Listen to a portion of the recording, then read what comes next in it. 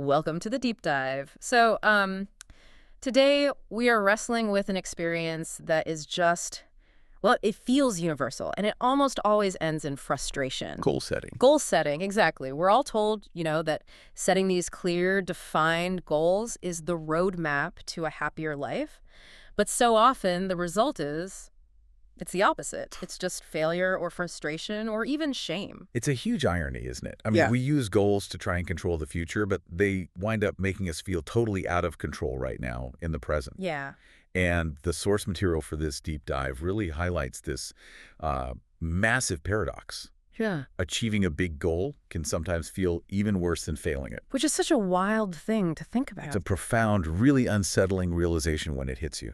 So to kind of anchor us, let's go back to that specific story from the source. This guy, he spends nearly 2 years, Grueling years. right, nights, weekends, all while holding down a demanding full-time job to launch his own company. He pours everything into it. And when it launches, it's profitable within 2 weeks. I mean, that's an unbelievable success. But he said the feeling wasn't joy. He just felt bad. Like something was missing. Exactly, like something had been taken away. He chased the destination and found out he didn't actually want to live there.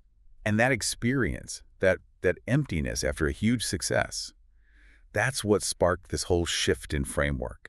So our mission today really is to unpack why that traditional model fails so spectacularly. Okay. And then to pull out a new framework for setting what are called intentional goals. This is all about moving away from focusing on getting something in the future and instead concentrating on being someone in the present. I love that. So let's dig in. Why are the methods we've all been taught for decades, SMART goals, 5-year plans, why are they so flawed? Well, I think the analysis really argues that the number one problem is that traditional goals ask us to do the impossible, Which is what? to perfectly predict the future. They're built on these two massive, really shaky assumptions. First, that we know exactly how to get there. And second, that we'll even want the thing when we finally arrive. And there's that temporal disconnect, right? The moment you set the goal, you're the furthest away from it you'll ever be. Exactly. You have the least amount of information you will ever possess. Yeah. It's like trying to draw a detailed map of a country you've never even visited based on a single photograph. And as soon as your plan hits messy, real life, you realize all your assumptions were just wrong. But there's a psychological reason for this too, right?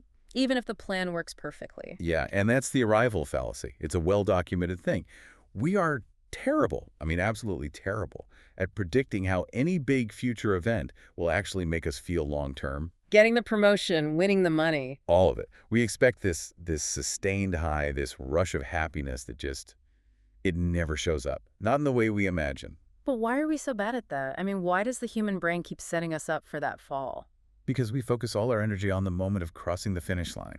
The temporary high, the relief, the praise, We don't spend any time thinking about the sustained, often kind of mundane reality of what life is like after that. When the founder hit profitability, the goal vanished. And all that was left was the day-to-day work of running a company, which, it turned out, he found totally unsatisfying. And that leads right into the second big flaw, which I think is so powerful. A lot of the goals we set, they aren't even ours. Oh, absolutely. They're motivated by shoulds. We should want this job or this house. Because society or our parents or someone told us it's important. And any goal that starts with should is really at its core motivated by shame or the fear of not measuring up. And you just can't run on shame forever. No, it's corrosive. You burn out or you just give up the second it gets hard. What's really fascinating, though, is the difference between chasing a desire and trying to just avoid a bad feeling. That is the deeper insight. Yeah. Most of us are setting defensive goals.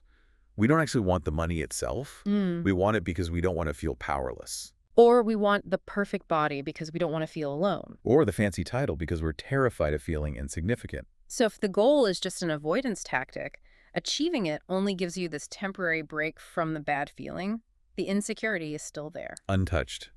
Which forces you to immediately set another equally empty goal.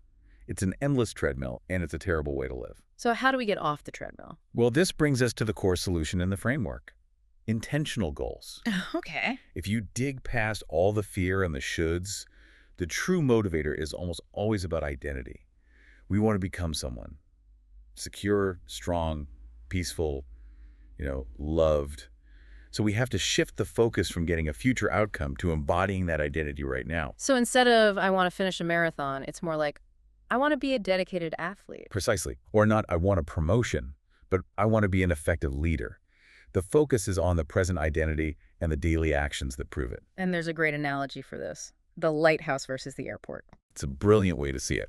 So traditional goals are the airport. Okay. They demand a perfect, precise landing on a fixed runway. If the plane deviates at all, A disaster. it's seen as a catastrophic failure. And that pressure, that need for perfection, it stops so many people from ever even taking off. Right. But intentional goals, they're the lighthouse. Think about it. Sailors don't actually sail to the lighthouse. That would be a shipwreck. Because it's on the rocks. Exactly. Instead, they use that light as a constant, fixed point to navigate unfamiliar waters.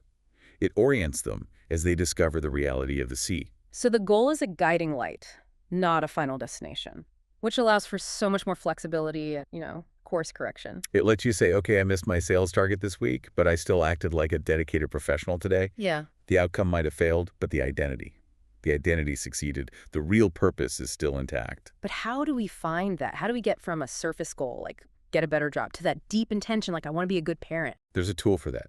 It's called the Why Matters 5 Times technique.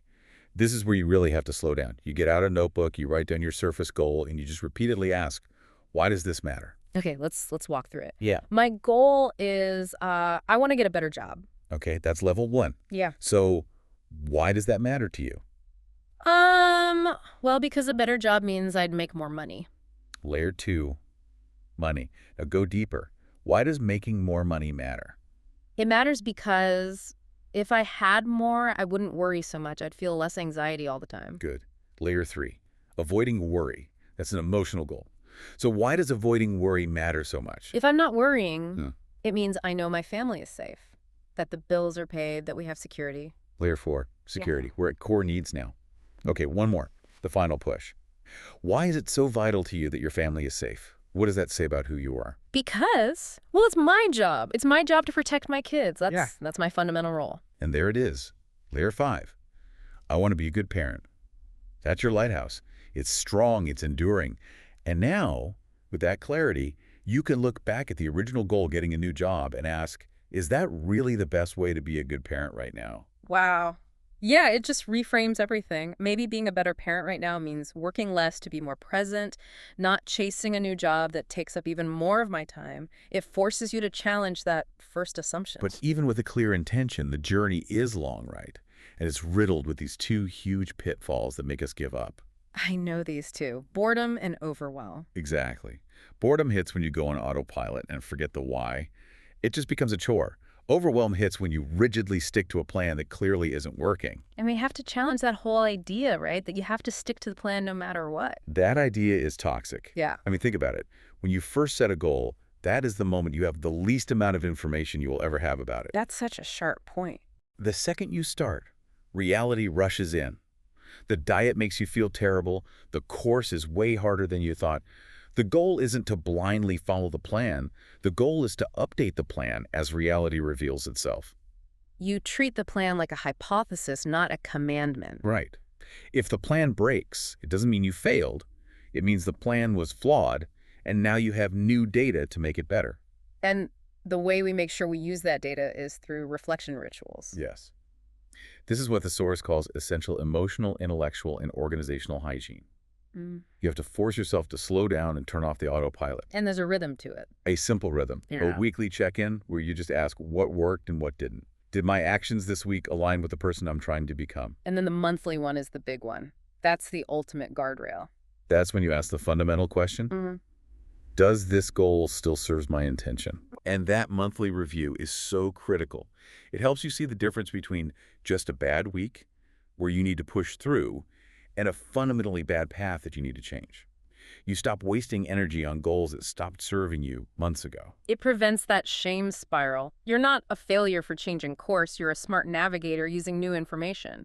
That shift is everything. Which brings us to the end. I mean, when we look at how a goal ends in the traditional way, it often feels like a kind of a death. How so? Well, failure is the death of morale, a sense of wasted time.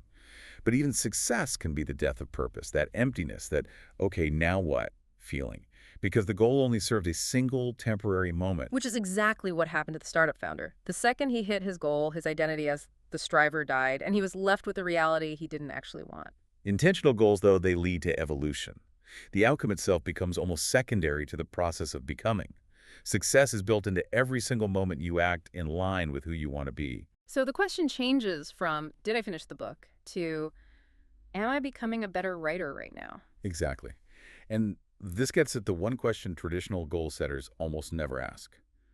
What will life be like after the goal? Right. If all your focus is on the future, then all the time before feels like something you just have to get through, and all the time after just feels empty, so you immediately set another goal. You're never satisfied.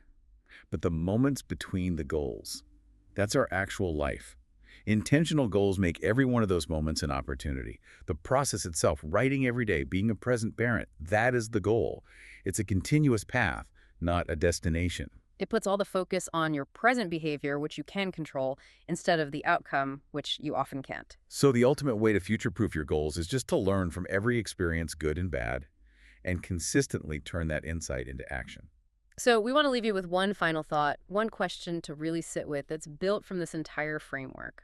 If your current big outcome-based goal just dissolved tomorrow, what vital insight about who you were trying to be would you take away from it? And how would that insight change what you do today?